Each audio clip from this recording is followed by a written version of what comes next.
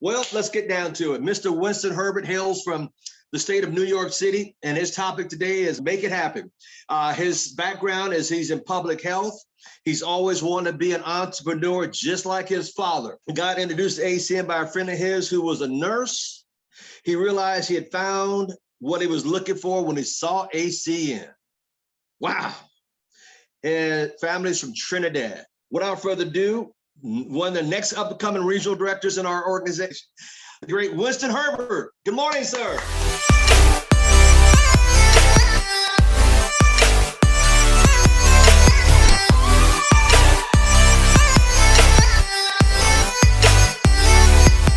I'd just like to say good morning to everyone, good afternoon, good evening. I know we're on an international call.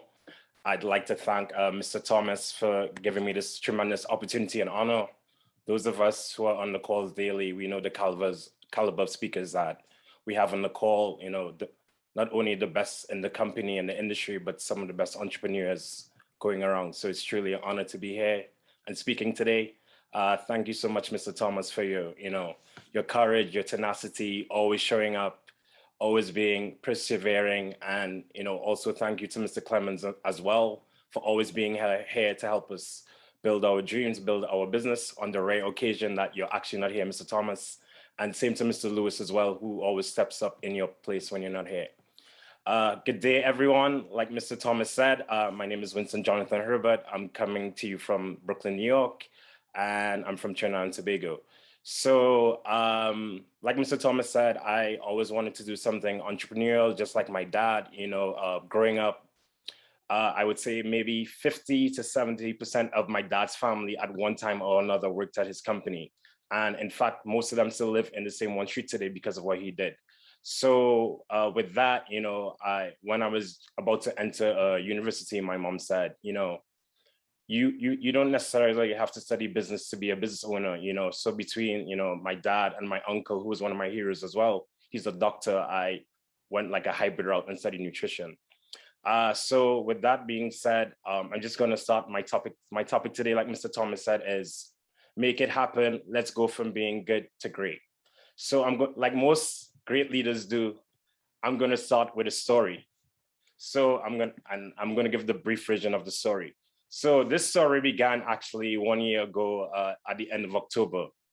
Regional Vice President, Mr. Dean Turali, was doing his training on one of the Thursdays, and he said that someone had canceled and there was one spot left to go to Lake Tahoe.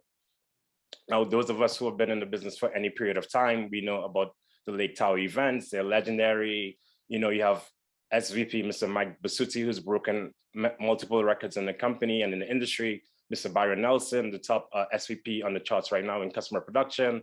Mrs. Justin Driscoll, Mrs. Kerry Rhoda, Mr. Matt Seaver, Mr. Efren Tejada, the list goes on and on and on. So I was actually, the next day I was actually planning to go to Florida because my parents, they had decided to stay in Trinidad when this situation began. So I would go periodically just to check on the house to make sure that everything was okay. So after the call, I got onto Mr. Turali and I was like, sir, if the space is available, I'd like to go, if it's possible. So I was able to connect with him and he said, yes, it was available. So, I booked a last minute flight. And I decided to go. I was like, this is way too valuable.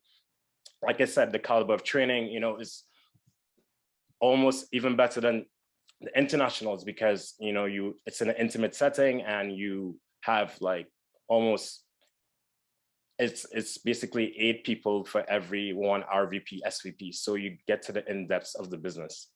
So I flew out there, I got to Lake Tahoe by myself. I didn't really know anyone there. So when I first got there, Ms. Jen Olson first befriended me and I sat with her. I met Mrs. Heather Perry, and then I recognized, a lot of the leaders from this call. Mr. and Mrs. King, Ms. Luan Pinedo, Ms. T. Ledoux Hayes, Mr. Ken Hayes, Mr. Ed Navarro, Ms. Evelyn Phipps. So, the training was great. And then I also met, the great Mrs. Justin Driscoll. So coming out of that phenomenal event, like most of the great leaders in our company always say they don't care whose organization you're in. Mrs. Driscoll said, I don't care whose organization you're in. Coming out of this event, I want to personally mentor everyone who wants to move their business forward. So naturally, I jumped at that chance to, to be mentored by Mrs. Driscoll, one of the top RVPs in the company. And, it's so funny, just a short story in Mrs. Driscoll.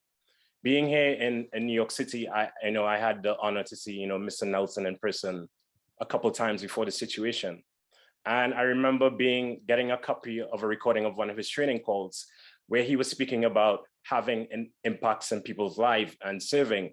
And he mentioned that for his birthday, instead of someone texting him or giving him a phone call, they had their daughter from Australia saying happy birthday to him because of the impact that he had on their lives. And he was just speaking about, it's not just about him having impact in people's lives, that people have had impact in his life as well. So he mentioned like 3 people of all his leaders who have served him the most. He mentioned SVP Mr. Brian Sachs, he mentioned Ms. Renata Krumer, and he mentioned Mrs. Jocelyn Driscoll.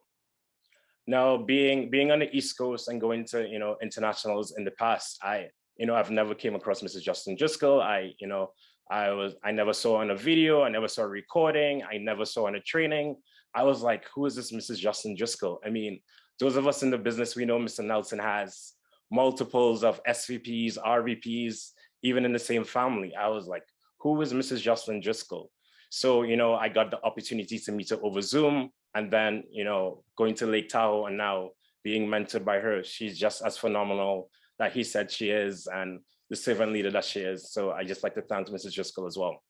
So so coming out of Lake Tahoe and being mentored by Mrs. Driscoll, like we know every other month when she does her training, she would sometimes do it from Wyoming or Montana, like Mr. Thomas would like to say. So those of us, we would always mention, Mrs. Driscoll, it would be so cool if we could go to Wyoming and have a training day. It would be so cool if we go to Wyoming and have a training day, like little kids just bugging her all the time. So eventually with everything, she finally put the event together, and it took place this October that just passed. With the event coming together, and like when you're trying to do something positive, most of us had challenges getting there. I missed my flight. Mr. Nelson missed his flight 2 times. Some people had illnesses, so they couldn't come anymore. Some people's flights got canceled. It was ridiculous. So Mrs. Driscoll was hosting the training at her place, and then most of us were actually meant to stay in a cabin nearby. The person I was meant to stay with actually canceled last minute. So Mrs. Driscoll said, you know what, I don't want you to have to pay for the cabin for yourself. You could actually have a bunk bed in my room. I was like, wow, that's amazing. That's awesome. So those of us that got there, so the event went from Thursday to Monday. So those of us that got there on Thursday, we just had a meal. We went to Mrs. Driscoll's place. And then, we were watching a game, and then everyone left. And then it was just Mrs. Driscoll and I on the couch chit-chatting, and I was like, wow, this is so surreal. Usually at conventions in the past, unless, your RVP or SVP is in your group, you just see them from far away. You see them, everyone wants their book signed, their pictures taken. So it was so surreal, just, chit-chatting on the couch with someone with so much knowledge and wisdom and success. Sometimes when, we edify our leaders to our friends and people we want to show the business, they make it seem like, we're making these people be like deities. But the fact is, like, these people are just normal people. They're so real, they're down to earth, they're really caring. So the next day on Friday now, we had training with Mrs. Driscoll again. And then at the end, after having a meal and everything else, everyone left. And then it was the same thing again. Mr. Nelson finally arrived. So here I am, Winston Herbert, ETL from Brooklyn, New York, just chilling on the couch with, Mrs. Jocelyn Driscoll and Mr. Byron Nelson. Not intimidating at all. So we celebrated Mr. Nelson's birthday on the Saturday, and then on the Sunday, we had like a full day of training. Also on Saturday, like you guys saw in Bring It to the Table, we did horseback riding and all that fun stuff. So Sunday after training, Miss Jen Olson, who's never one who's shy for words, she was like, hey, Mr. Nelson, we heard you're having a lavish birthday party next week, Saturday, like, where's my invite? And Mr. Nelson was like, Jen, it'd be so nice if you could be in LA, blah, blah, blah. And she was like, in typical Jen fashion, she was like, bruh, I've been in LA for the past month. I'm going to be there. So the next day, Monday, we were all leaving, and Jan, Mrs. Heather Perry, and I, we were having lunch, and Miss Tila do his as well. And I was like, Jan, we need to go to this party. Let's get an invite, speak to Mr. Nelson, because Heather had already let us know that she was definitely going. So I left Wyoming on Monday, but in the back of my mind, I was already like, okay, I was in Wyoming from Thursday to Monday. Before that, I had left Florida to visit my parents from the Tuesday and from the previous Wednesday to Tuesday. And during this time with this whole situation, my job, basically every day we've had overtime. So I was just like, it would be nice to go to Mr. Nelson's party, but I'm just, going to go back to work and, have my meetings, do my calls, do what I need to do. So the week goes along, and on the Friday call that Mr. Nelson was actually going to do, Mr. Thomas was actually doing the training. So we were all there listening to the call, and then Mr. Thomas said something towards the end. He said, Saturday training is going to be on location tomorrow. So I immediately texted Jen and Heather. I said, on location, Mr. Thomas is definitely going to Mr. Nelson's party. They were like, huh, how? Like, how did you make that connection? I was like, think about it. Why else would training be on location, right? So then Jen actually texted me. She was like, yeah, I actually did get an invite to Mr. Nelson's party. Would you like to be my +1? And, like that actual day I worked from 9 a.m. to 4 a.m. Saturday. And then I was meant to work overtime the next Saturday. And then I had an event the Sunday morning with my club. So I was like, that'd be nice. I know the party would be great, but, I have to work, I won't be able to make it. And then, something, Mr. Thomas's voice came into my head, to think is to create is to think, right? So I just said, you know what, let me just check flights. So I checked, and obviously there's a lot of flights going from New York to LAX. But I thought, well, if the party's at night, I wouldn't be able to make it back to New York in time. It didn't work. But luckily, the event began at 3 p.m. So I booked a last minute ticket. I told Jen I would come. I canceled my overtime for the next day. I think my flight the next day was at 11 a.m. and I was working up until 4 a.m. in the Bronx. So those of you that know anything about New York, like the Bronx is like 2 hours away from Brooklyn via the train. So basically I got home at 6. I woke up at like 8, got to the airport, and then I headed out to LA to Mr. Nelson's party. One of the first people I saw there was Mr. Thomas. I saw him when he was coming out his SUV. I was like, wow, I was correct. Mr. Thomas is here. It was so amazing to finally meet him, Mr. Clemens. Those of you in the San Diego group, those of you in Fresno, like being able to meet Mr. Thomas, he's the same person he is on Zoom. It's difficult for Mr. Thomas to be in a place and for you to not know he's there. There could be 1,000 people that look like him, just like him. Mr. Thomas is just always on, we're there chit-chatting. He realizes that, the bartender needs help. So naturally he helps her. So from then on, she always remembers his drink. I say, hey, I need a drink for Mr. Thomas. Oh, Mr. Thomas, sure. He had the $2 bill, all the stuff that he trains, he actually lives it, and, we had a great time being in the X $1 million mansion with Mr. Nelson. And just realizing, for many of us in the business, we say we do the business because of money, but like Mr. Thomas and Mr. Shaquille Cooper said, like a month ago, many of us, we're not where we want to be in the business because we have options, we have, whether it's a paycheck, whether it's a business, whether it's a spouse, whether it's retirement. But the reality is, this business and this opportunity is, the best way to make money. Like Mr. Dwight Williams always says, residual income. So yeah, coming out of, being at Mr. Nelson's party, being with so many people that, vibrate at such a high level from different walks of life, different industries, it was almost as inspiring as an international, just to see that the impact that Mr. Nelson had on so many people's lives, that they would, they would drop or come from across the country or out of the country just to celebrate his birthday. So that, with the end of the story, my point is, let's just go from good to great.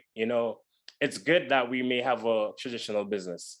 It's good that we may have a paycheck or a job, but it would be great if we can make residual income, because that's what we're doing the business for, to have more control over our lives, to be able to help people in our family. You know, most of us, yes, we can help ourselves, but who else can we help? Can we, you know, can we get our family member a job at our job? Can we leave them our job or our title? Can we leave their business to them? You know, how many people can we serve? Right now on the call, we have 65 people. If we were all to give a testimony, Mr. Thomas would be in at least 40 testimonies. How many people testimonies would we be in today? You know, so that's my message. Let's go from good to great. It's good to be ETL. It's good to make a residual income. It's good to make 1 to 3 checks, you know, a month. But what's great is making 5 checks a month. What's great is doing like what Mrs. Driscoll is doing, and what Mr. Luce is doing, and what Miss Marie Belen is doing, helping 10 plus people every month get the ETL bonus. It's good to be RD. You know, you can, like Mr. Curtis Evans said earlier this week, RD is, you know, the financial position where you can get what you want out of the business. But what's even better is being RVP or SVP and inspiring so many others and being able to help so many others. So yeah, so with that being said, Mr. Thomas, thank you so much. That's basically my message. Let's just go from good to great. You know, we're great people, we live good lives, but we can do so much better, and we're in the right place at the right time. So thank you so much, and thanks everyone for joining.